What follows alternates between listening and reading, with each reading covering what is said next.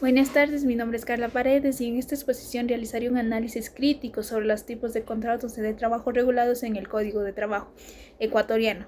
Su importancia jurídica y su aplicación práctica dentro del sistema laboral.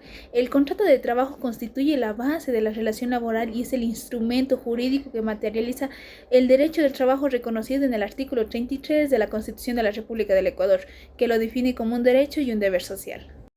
¿Qué es un contrato de trabajo? Según el artículo 8 del Código de Trabajo, establece que el contrato individual de trabajo es un convenio en virtud del cual una persona se compromete con una u otras cosas a prestar sus servicios lícitos y personales bajo su dependencia, por una remuneración, lo que se diría fijada por el convenio, la ley, el contrato colectivo o la costumbre también conocido. De este artículo se desprenden los tres elementos esenciales, las cuales son prestación del servicio, remuneración y relación de dependencia. Ahora bien, tenemos lo que sería la clasificación de los contratos.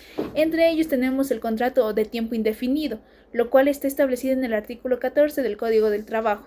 Establece que el contrato individual puede celebrarse por tiempo indefinido, siendo esta una modalidad general como tal. Cabe aclarar que actualmente el contrato indefinido es la regla general en concordancia con el principio general de la estabilidad laboral reconocido en el artículo 326, numeral 2 de la Constitución, que garantiza la estabilidad del trabajo.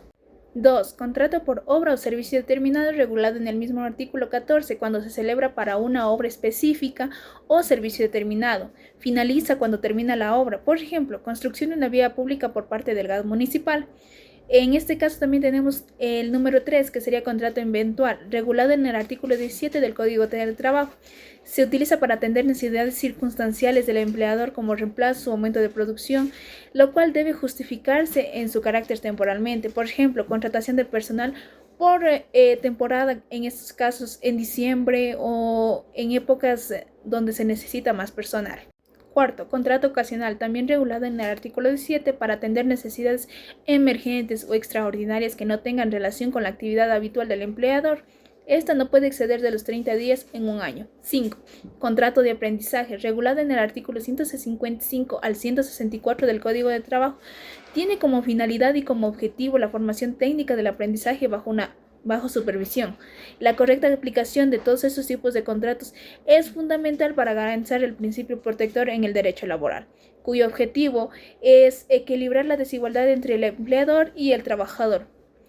Fundamentación constitucional. En este caso, en el artículo 33 de la Constitución de la República del Ecuador, hay el derecho al trabajo. En el artículo 326 de la Constitución de la República del Ecuador, tenemos lo que serían los principios del derecho laboral. En este caso tenemos la irrenunciabilidad, estabilidad y primacía de lo que sería de la realidad.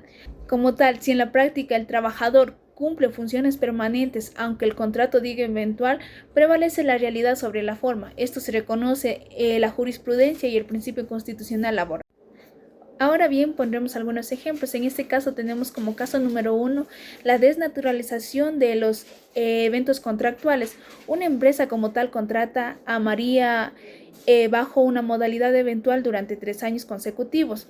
En este caso deberemos tener en cuenta que se vulnera el artículo 17 del Código del Trabajo, porque el contrato eventual se tiene que aclarar que es temporal. Aquí se configura en realidad en un contrato indefinido, aplicando el principio de la primacía de la realidad del artículo 326 de la Constitución de la República del Ecuador. Aquí en este caso la consecuencia como tal sería que Ana podría demandar por despido intempestivo. De esa manera podría generarse una consecuencia. En el caso número 2 tenemos lo que sería contrato por obra válida. Un municipio contrata a obreros para la construcción de un puente. En este caso el contrato por obra determinada conforme al artículo 14 es válido porque termina cuando finaliza la obra.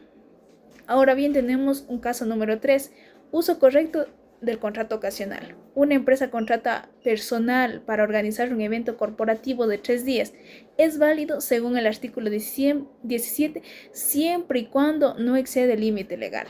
En conclusión, los tipos de contratos de trabajo no son simples formalidades jurídicas, sino mecanismos de garantía de derechos fundamentales. La Constitución y el Código de Trabajo establecen límites claros para evitar la precarización laboral. Un correcto análisis jurídico permite identificar cuando existe fraude laboral y cuando la modalidad contractual es válida. Por ello, el contrato de trabajo cumple una función social, económica y constitucional dentro del Estado de los Derechos y Justicia.